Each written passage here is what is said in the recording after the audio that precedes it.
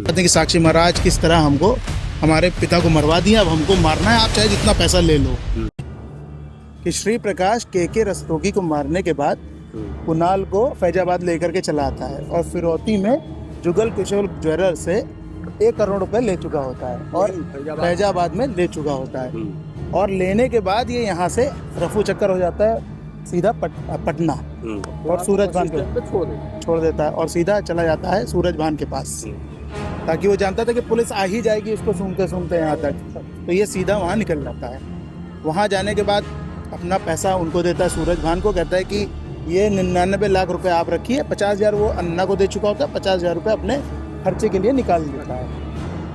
इसके बाद वहीं पे बातचीत होती है सूरज भान से, तो वो बताते हैं कि पप्पू यादव जो हैं वो उसके लालू यादव के बहुत ही करीबी हैं, वो अगर मर जाएंगे तो फिर मेरा रास्ता मुख्यमंत्री पद के लिए साफ हो जाएगा।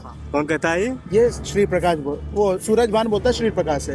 तो श्री प्रकाश कहते हैं ठीक है, अनुज सुधीर से बात करते हैं कि ठीक है यार, अब हम लोग पप्पू यादव को ही मार देते हैं और वैसे भी वो इतने मोटे हैं कि गोली मारेंगे तो भाग भी नहीं पाएगा, ये ऐसा मजाक करते हैं 2 कुंटल का। हाँ, और वहाँ से इन लोग अब प्लानिंग करने लगते हैं कैसे मारना है। इधर ब्रह्मदत्त द्विवेदी जो कि बहुत बड़े ब्राह्मणों का चेहरा बन गए थे, उनकी वरिष्ठ कैबिनेट मंत्री थे। हाँ, तो उनकी हत्या हो जाती है। अच्छा।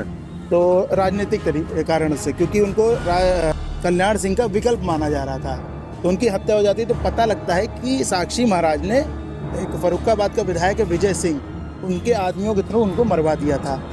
ये बात मतलब पूरे अखबारों में छप जाती है। और उनका लड़का रहता है कैप्टन सुनील द्विवेदी, वो श्री प्रकाश को ढूंढना चालू करता है कि हम उसी को मतलब ढूंढेंगे और मरवा देंगे इनको। तो वो जाता है लखनऊ, पता कराता है, तो वहाँ एक मृत्युंजय शुक्ला लड़का मिलता है, वो उनसे अपनी बात रखता है।